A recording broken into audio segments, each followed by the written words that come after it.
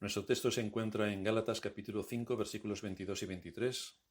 Nos dice la Escritura que el fruto del Espíritu es amor, gozo, paz, paciencia, benignidad, bondad, fe, mansedumbre, templanza. Contra tales cosas no hay ley. Dentro del fruto múltiple que produce el Espíritu Santo en cada verdadero creyente, ya hemos visto el amor, el gozo, la paz, y hoy llegamos a la paciencia. Como hemos podido ir observando, este fruto del Espíritu no depende de factores externos que nos envuelven o nos condicionan. Esto es lo natural para nuestra naturaleza. Pero el fruto del Espíritu no depende de las circunstancias externas. Este fruto es lo que el Espíritu Santo produce en lo profundo de la conciencia y del corazón. Y lo hace para afrontar las distintas situaciones de la vida. Y genera desde dentro de nosotros mismos una nueva disposición ante todo lo que nos envuelve y nos da argumentos para enfocarlo desde otra perspectiva. Ahora bien, en su gracia común Dios le da a muchas personas un temperamento paciente. Pero aquí, como en el resto de fruto que produce el Espíritu, no estamos hablando de una cualidad natural de una persona, sino de una obra específica que se lleva a cabo sometiendo la natural disposición que cada uno tiene. Esta obra se inicia en la conciencia y en el corazón cuando somos convertidos, y se fortalece únicamente mediante el uso y la comprensión de los medios de gracia, porque es así, comprendiendo, cuando el Espíritu Santo toma ese conocimiento y nos ayuda en nuestra lucha para que ese fruto crezca. Como ya hemos dicho en otras ocasiones, el diferenciar las cualidades de la personalidad frente al fruto del Espíritu es extraordinariamente importante. Esto es así porque hay muchos en la cristiandad que porque tienen una personalidad paciente, se supone que son buenos cristianos. Pero esa paciencia sería igual si fueran musulmanes, o si fueran ateos, o si fueran gnósticos. Y esto es así porque su personalidad es paciente, no porque sea una evidencia de la conversión que lleva a cabo el Espíritu Santo y de manera que así muestra el fruto. Por lo tanto, la paciencia, que es fruto del Espíritu, no es el producto de nuestra naturaleza, no es por nuestra personalidad. De lo que vamos a hablar hoy es de la paciencia que el Espíritu Santo produce en los corazones de los creyentes. Una paciencia que viene como resultado de comprender los principios y aplicarlos sometiéndonos a ellos. La dificultad mayor está en comprenderlos y aplicarlos. Por eso necesitamos la ayuda del Espíritu, para que podamos comprender y para que nos dé fuerza al aplicar. Necesitamos su ayuda. Es Él también, el Espíritu Santo, quien nos hace ser conscientes de nuestra impaciencia. Nos acusa de pecado. De hecho, el Espíritu Santo tiene el propósito de convencernos de pecado, de justicia y de juicio, como dice nuestro Señor. Al convencernos de pecado, nos muestra nuestra falta de paciencia. Y es Él quien nos da los recursos para ir en contra de lo que sería natural en nosotros. De manera que nos ayuda a comprender a qué hemos sido llamados, nos ayuda a someter el pecado de impaciencia y nos enseña, por tanto, a aplicar ese fruto de la paciencia. Unos más que otros, pero todos en general, necesitamos crecer en la paciencia. Pero para entender bien lo que es la paciencia y cómo ejercerla, vamos a considerar algunas cosas. En primer lugar, el término, porque hay dos palabras griegas que principalmente se usan para hablar de paciencia en las Escrituras. La primera de estas palabras se describe en griego como upamanei, que se traduce en nuestra versión por perseverancia. Esta palabra tiene la connotación de aguantar presiones, de soportar tribulaciones, de perseverar en medio de la dificultad. Todo en un contexto externo. Por lo tanto, está referido a aquella persona que pacientemente asume la aflicción como algo enviado por Dios. Y por tanto, en ese aspecto, debe ejercer no solo la paciencia, sino también la confianza en Dios, sabiendo que Él hace todo para su gloria. Esta es una clase de paciencia, la que tiene que ver con el aspecto externo. Pero la palabra que se usa en nuestro texto, en griego, es makrazumia, que tiene que ver principalmente con la paciencia que ejercemos con las personas, no con el entorno, no con las circunstancias, sino con las personas. Si vamos a Gálatas 5, vemos que Pablo nos da a conocer algunos de los problemas que estaban teniendo los hermanos en la iglesia de Galacia, por lo que se hace necesario que se les hable de esta clase de paciencia que tiene que ver con las personas. Fijaos, en Gálatas 5:15, esta es la situación que había de tensión en la iglesia de Galacia, dice Pablo: pero si os mordéis y os coméis unos a otros, mirad que también no os consumáis unos a otros. Así que había problemas graves en esta iglesia. Siempre que ha habido una iglesia mixta entre judíos y gentiles, pues ha habido problemas gravísimos, problemas que tenían un trasfondo cultural y que los judíos generalmente se querían imponer a los gentiles, sobre los gentiles. La palabra griega traducida en nuestro texto de Gálatas por paciencia, como decía, es macrozumía, que es una palabra compuesta. Macro, que significa largo, que dura, ancho, amplio, y zumía, que significa ira o enojo. Y las dos palabras juntas, en griego, significan alguien que puede estar mucho tiempo sin airarse, alguien que puede aguantar mucho tiempo sin enojarse. Y esto con relación a las personas, repito, con relación a las personas, no a las circunstancias. Si alguno es provocado e incomodado, tiene que hacer uso de este recurso para no ser llevado a la ira. Esta paciencia se experimenta en el corazón, pero se manifiesta evidentemente en el uso de nuestras palabras y en nuestras acciones, porque son ellas las que dan a conocer externamente si estamos siendo pacientes o impacientes. De manera que lo que decimos, cómo lo decimos y cuándo lo decimos es un buen indicador de la paciencia o de la falta de paciencia. El paciente es una persona que tiene dominio propio, que se controla y controla sus acciones para no pecar por impaciencia, de manera que busca honrar a Dios al someter este pecado de impaciencia con el que todos venimos a este mundo. En segundo lugar, nuestro texto nos muestra que Dios es un Dios que ejerce toda su paciencia. La Escritura es amplia en enseñarnos y decirnos que Dios es paciente. Y conocer la paciencia de Dios nos va a ayudar en nuestra paciencia y nos llevará a tomar ejemplo. Solo si analizamos la situación del mundo, nos daremos cuenta de la paciencia de Dios.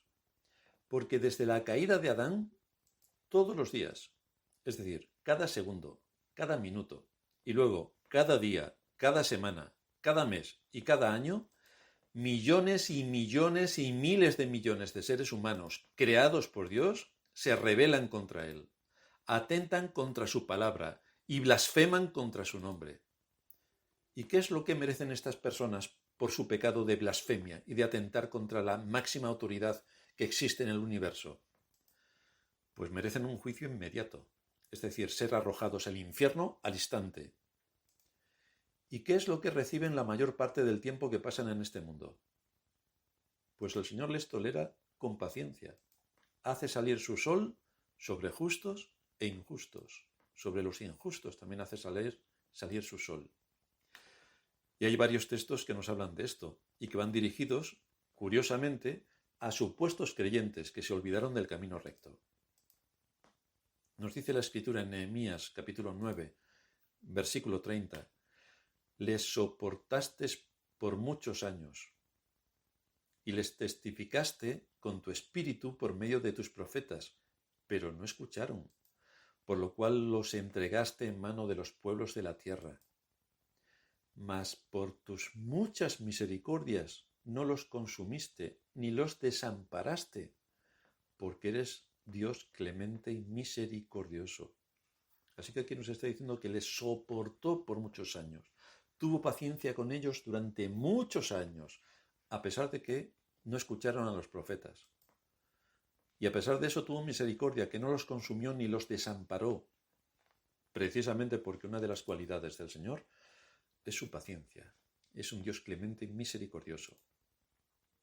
El apóstol Pedro en su primera carta, en el capítulo 3, versículo 19, cuando nos dice que Noé también fue y predicó a los espíritus encarcelados, el Señor fue y predicó a los espíritus encarcelados, los que en otro tiempo desobedecieron cuando una vez esperaba la paciencia de Dios en los días de Noé, mientras preparaba el arca, en la cual pocas personas, es decir, 8, fueron salvadas por agua. La paciencia de Dios en los días de Noé. 120 años construyendo el arca. 120 años Noé predicándole a aquellos impíos. Y nadie le hizo caso. Todos se endurecieron. Todos cerraron sus oídos ante la palabra de Dios. No se nos dice, aparte de la familia de Noé, no se nos habla ni de una sola persona que se hubiera tan solo inquietado mientras se exponía la palabra predicada. Y la pregunta es, ¿qué hizo Dios durante todos aquellos 120 años? Y la respuesta es que esperó pacientemente 120 años para que pudieran comprender el Evangelio y lo que se les estaba anunciando de juicio por sus pecados. Y no escucharon. El apóstol Pedro en su segunda carta, capítulo 3, versículo 15, tened entendido que la paciencia de nuestro Señor es para salvación. Es que espera pacientemente a que el mensaje del Evangelio llegue y salve.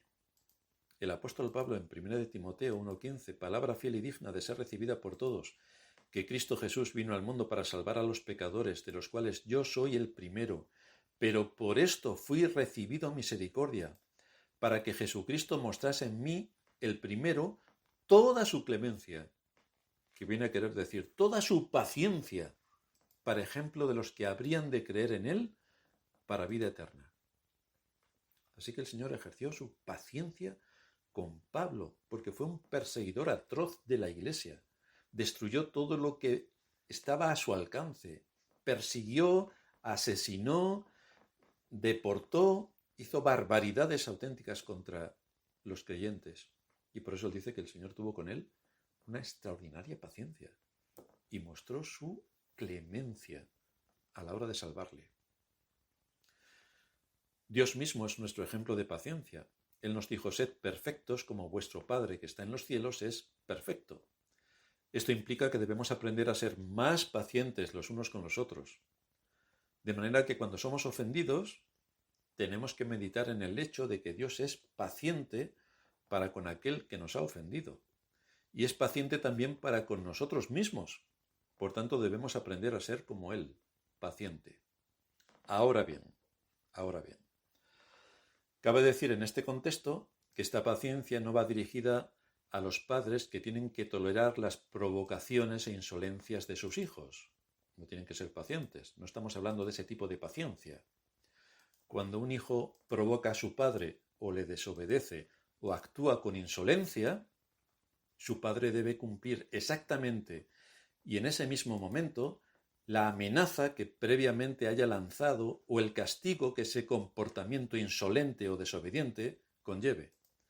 Así que espero que a ningún hijo holgazán se le ocurra tomar como argumento lo que tiene que ver con la paciencia para decirle a su padre que le tiene que tolerar en su insensatez, porque no es en ese contexto al que va referido la paciencia. Desde luego, lo mismo va dirigido también a si algún miembro de una iglesia provoca a su pastor o es insolente con su pastor, que no espere en ese contexto que se actúe con paciencia, porque hay que aplicar la disciplina, por listo. En tercer lugar, vamos a ver cómo ejercer la paciencia. ¿Cuándo demanda Dios que seamos pacientes? Evidentemente no podemos ser pacientes ante aquellos problemas personales que sabemos que debemos tratar urgentemente. Por ejemplo, no podemos ser pacientes cuando alguien asume una responsabilidad, por ejemplo, el domingo que viene le toca predicar a tal persona. Y llega el día del Señor y llega esta tal persona allí y dice pues que no puede predicar porque no ha tenido tiempo. No podemos ser pacientes con quien tiene que hacer este tipo de trabajo y no le podemos decir, bueno, pues a ver cuándo tienes tiempo, este mes o el que viene, y esperamos pacientemente 2 o 3 meses a ver si tiene tiempo y prepara el sermón. Evidentemente no podemos ser pacientes. En ese mismo momento lo crujimos. No podemos ser paciente con quien tiene, esto es otro ejemplo también, con quien tiene que organizar todo lo necesario para emitir en directo y no aparece. No podemos ser pacientes con los vagos, con los insolentes, ni con los que transgreden la ley cuando afecta a terceras personas. No podemos esperar meses o años a ver si le apetece cambiar su conducta. Esperamos que el discernimiento funcione para saber cuándo no se puede ser paciente.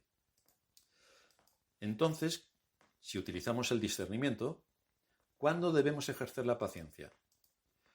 Pues principalmente con relación a las debilidades y pecados de nuestros hermanos en la fe, según nos afecten a nosotros a nivel personal, solo a nivel personal, no a nivel institucional, sino a nivel personal. En Efesios capítulo 4 nos dice Pablo, yo pues preso en el Señor, os ruego que andéis como es digno de la vocación con que fuisteis llamados, con toda humildad y mansedumbre, soportándoos con paciencia los unos a los otros. Así que aquí tenemos el contexto donde se ejerce la paciencia. Soportándoos con paciencia los unos a los otros en amor, solícitos en guardar la unidad del espíritu en el vínculo de la paz. Ahora bien, si hay alguien que no es solícito en guardar la unidad del espíritu en el vínculo de la paz, no vamos a tener mucha paciencia con él, porque el propósito es que seamos solícitos en guardar la unidad del espíritu en el vínculo de la paz. Por eso decía que el discernimiento debemos ejercerlo correctamente para que nadie haga lo que no debe y asuma que hay que soportarlo con paciencia. El tema es que lo debemos hacer cuando tenemos que soportar las debilidades particulares y pecados particulares de los demás en relación a nosotros mismos. Ahí es cuando más tenemos que ejercer la paciencia, persona con persona. Si no tuviéramos que soportar a nuestros hermanos en la fe, no haría falta la paciencia.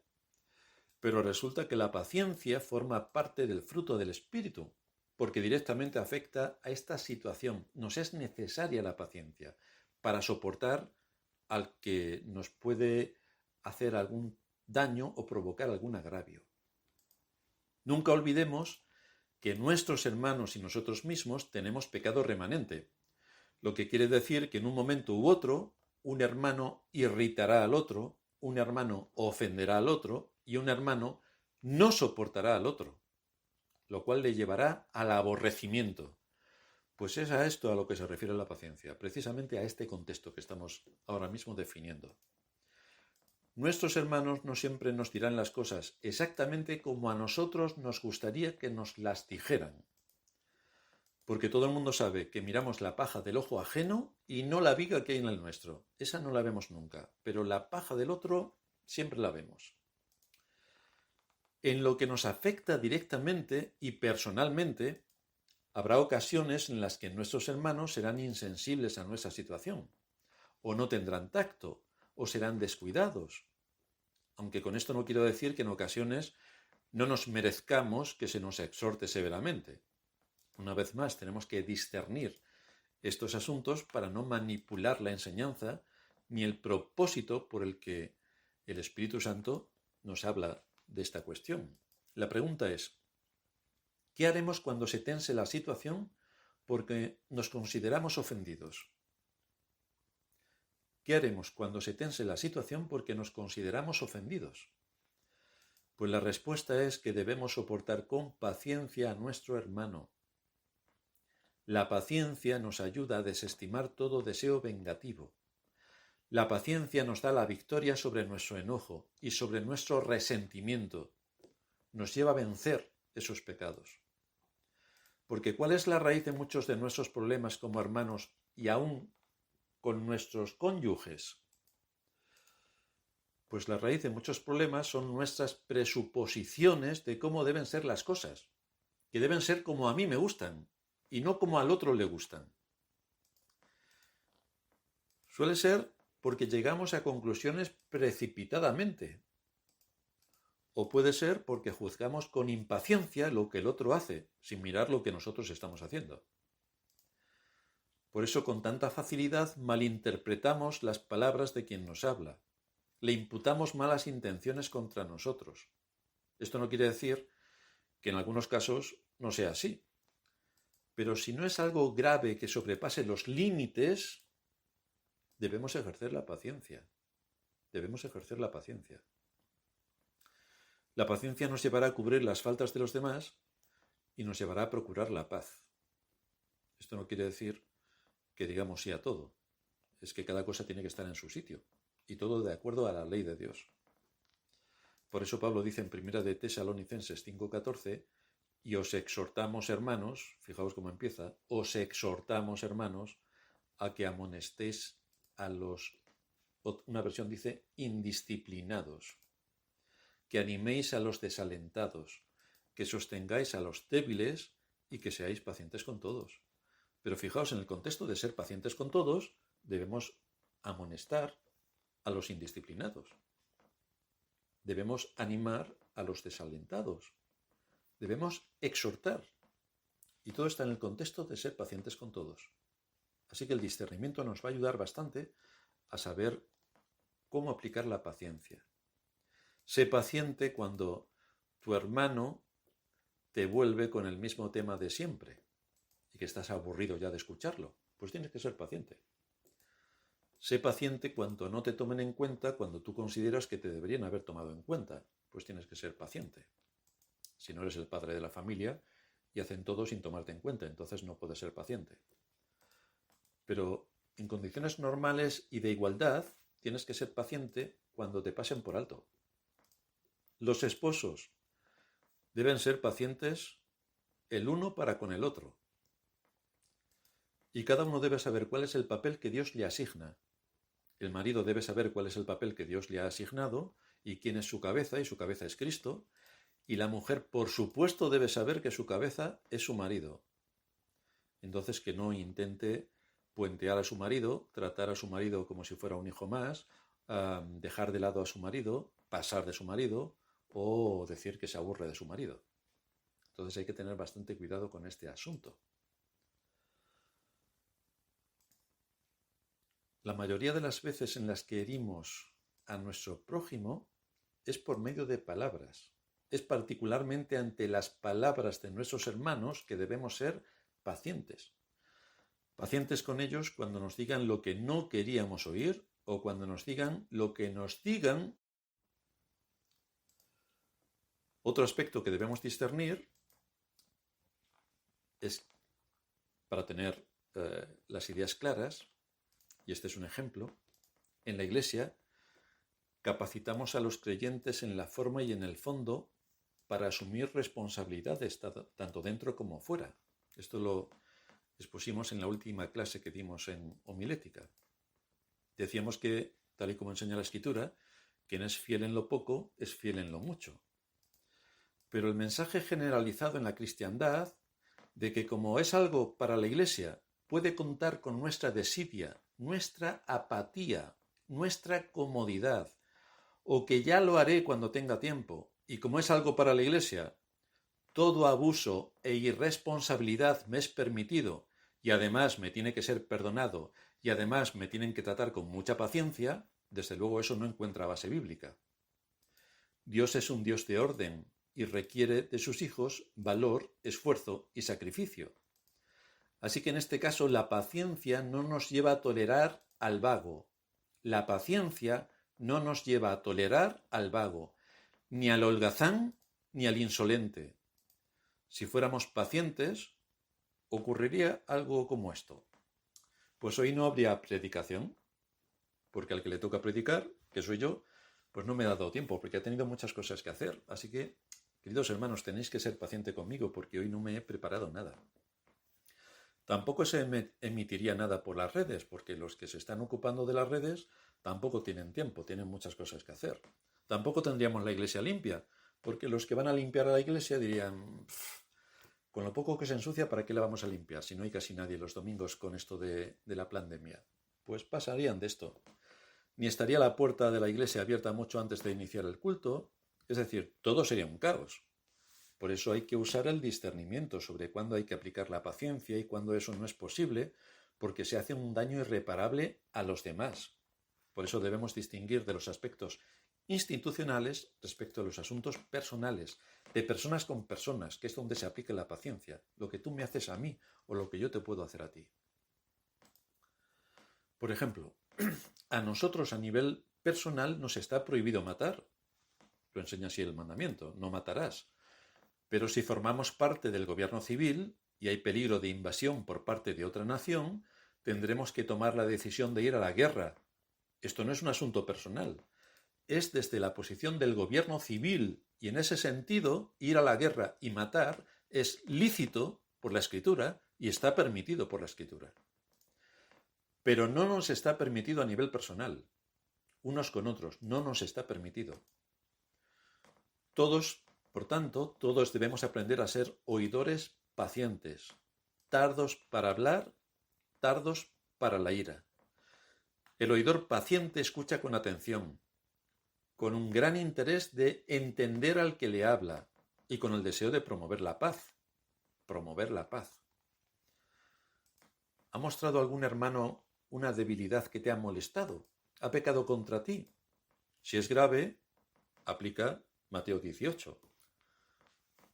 Lleva a un testigo, si no te oye, sigue el proceso, hasta que sea expulsado si no quiere hacer nada. Si es grave, sigue ese proceso. Pero si no es grave, entonces tienes que ser paciente.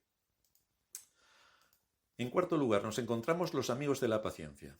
Porque la paciencia tiene amigos, nunca va sola. Sus mejores amigos son el amor y la humildad. El amor y la paciencia siempre están juntos. Y de igual manera, la humildad siempre también está juntamente con la paciencia. Por eso en nuestra definición del fruto del Espíritu se dice amor, el primero, gozo, paz, paciencia. ¿Veis cómo va? Si tenemos esta clase de amor, seremos pacientes. ¿Amas a tus hermanos? Entonces serás paciente con ellos. También en 1 Corintios 13 podemos ver que existe una íntima relación entre el amor y la paciencia, porque se nos dice en el versículo 4 que el amor es paciente. Es lo primero que Pablo menciona como una de las características del amor entre personas. Si nosotros amamos a nuestro prójimo, le soportaremos muchas cosas. Si amamos a nuestros hermanos, seremos pacientes con ellos y no nos enojaremos fácilmente. Todo lo cual nos dice que si no somos pacientes con alguien o si hay alguien a quien nos es difícil pasarle por alto alguna de sus insinuaciones, muy probablemente es porque no le amamos como debemos, o si le amamos como debemos, pues tenemos que soportarle a la vez que corregirle, para que no siga por ese camino. ¿Quieres saber cuánto amas a tu esposa? Pues fíjate a ver lo paciente que eres con ella. Para las esposas, evidentemente, les cae lo mismo. ¿Quieres saber cuánto amas a tu esposo? Pues entonces tienes que ser paciente con él. ¿Amamos a nuestros hijos? Evidentemente. Entonces tenemos que ser pacientes con ellos a la vez que corregimos sus faltas aplicando la disciplina desde la perspectiva correcta. Con misericordia y verdad se corrige el pecado. La vara de la disciplina quitará la necedad del muchacho. La vara de la disciplina. Hoy no se puede tocar al muchacho. Bueno, pues hay otros medios para aplicar la vara. Pero si queremos corregir, tenemos que aplicar la disciplina. La humildad, como decíamos, también es íntima amiga de la paciencia. Por eso nos dice Eclesiastés, mejor es la paciencia de espíritu que la altivez de espíritu. Así que fijaos cómo el Señor contrasta estas dos cosas, la paciencia y el orgullo, son contrarias. El hombre humilde por lo general es muy paciente, mientras que el orgulloso es sumamente impaciente. Cuando te veas ante una persona que es paciente con los demás, que no se irrita con facilidad, que sabe sobrellevar las debilidades y faltas de los demás, por lo general es una persona humilde, sabe escuchar. Y esto no es que forme parte de su personalidad, que ya le viene de fábrica, no, no, no. Si es un verdadero creyente, está aplicando este fruto del Espíritu. ¿Y cómo reacciona el orgulloso? Pues es muy pronto para la ira. ¿Por qué? Porque tiene un concepto altísimo de sí mismo. Por un lado, no cree que nadie tenga que soportarle nada a él, porque él se cree perfecto, no molesta a nadie. Y por otro lado, ve la más mínima falta u ofensa en los demás contra él. Así que tiene esta característica. Él es un ser perfecto y los demás son imperfectos. Por lo tanto, tenemos un problema bastante grande. Y se pregunta entonces, ¿cómo es que han hecho este cambio en la iglesia y no me lo han dicho? ¿O por qué han organizado esto en la iglesia sin consultarme? Vaya, tenemos que consultar a todos, a ver qué les parece esto o lo otro. Pues este es un problema de orgullo. El orgulloso se valora tanto a sí mismo que cualquier ofensa la ve como algo inaceptable. En cambio, el humilde es paciente, porque conoce su propio corazón. Sabe todas las cosas que él mismo le ha hecho a otras personas. Y pide perdón generalmente por cada cosa que afecta a otras personas o que ve que ha hecho daño a otras personas. El humilde sabe poner la mejor intención y siempre busca aportar lo mejor para edificar, con el matiz de que él no sea el centro de atención. Este es un matiz importante. El matiz es que uno no sea el centro de atención, porque cuando alguien es muy humilde y es el centro de atención, entonces la humildad desaparece. Y ahí hay otra cosa de fondo que es bastante sospechosa. Así nos dice Pablo en Colosenses 3:12. Como escogidos de Dios, santos y amados, revestíos de compasión, de bondad, de humildad, de mansedumbre y de paciencia. Así que no solamente la paciencia va de la mano con el amor y la humildad, sino que también tiene más cosas, porque también tiene gozo. Esto es lo que vemos en la lista que estamos estudiando. Después del amor, el gozo y la paz, se menciona la paciencia. Así que vemos el amor y el gozo. Pablo nos dice en Colosenses 1:11, fortalecidos con todo poder según la potencia de su gloria, para obtener toda perseverancia y paciencia con gozo. Hay gozo al percibir en el propio corazón el poder de la paciencia, que nos lleva a sobrellevar las cargas, las ofensas que se han cometido contra nosotros. Es de gran gozo para el creyente verse a sí mismo siendo paciente cuando lo más natural hubiese sido reaccionar con ira. El gozo viene porque, conociendo nuestros corazones y sus debilidades, el ser paciente nos muestra lo que el Espíritu Santo está haciendo en nosotros. Siempre digo en el contexto de discernimiento de la paciencia. ¿A qué aplicaciones nos lleva todo esto? Pues la primera, ¿necesitas paciencia? Pues la tienes que pedir en oración. Dios ha prometido ayudarnos para alimentar este fruto del Espíritu, pero recuerda que al pedirle paciencia vas a tener que ejercer la paciencia en un contexto concreto. Vas a tener que aprender a ser paciente con tu esposa. Seguramente te sacará de tus casillas si no eres paciente. Así que tienes que aprender a ser paciente. Tienes que aprender a ser paciente con tu esposo, que a veces te puede sacar de tus casillas. Pues tienes que aprender a ser paciente. La paciencia no es algo que surge de forma natural de nosotros, sino que es algo que se ejercita enfrentándose a situaciones que a nuestra naturaleza no le gustan en absoluto. Muchas veces hemos hablado del ejemplo de Moisés y hoy lo repetimos. Moisés nace en Egipto, 40 años en Egipto, segundo en el reino, orgulloso, vanidoso, engreído. Para quitarle todo esto de en medio, el Señor le llevó 40 años al desierto, de donde se nos dice que fue convertido en el hombre más manso de la tierra. ¿Y cómo ocurrió esto? Pues enfrentándose a sus mayores temores. ¿Cómo podemos ejercer la paciencia? Pues asumiendo nuestra responsabilidad y nuestro papel con nuestra esposa o con nuestro esposo. Ahí aprendemos paciencia, ahí. Santiago dice en el capítulo 1, versículo 4, mas tenga la paciencia su obra completa para que seáis perfectos y cabales, sin que os falte cosa alguna. Si la paciencia tiene que tener su obra completa, no os quepa ninguna duda que vais a estar en situaciones donde la provocación para perder la paciencia va a estar a cada instante.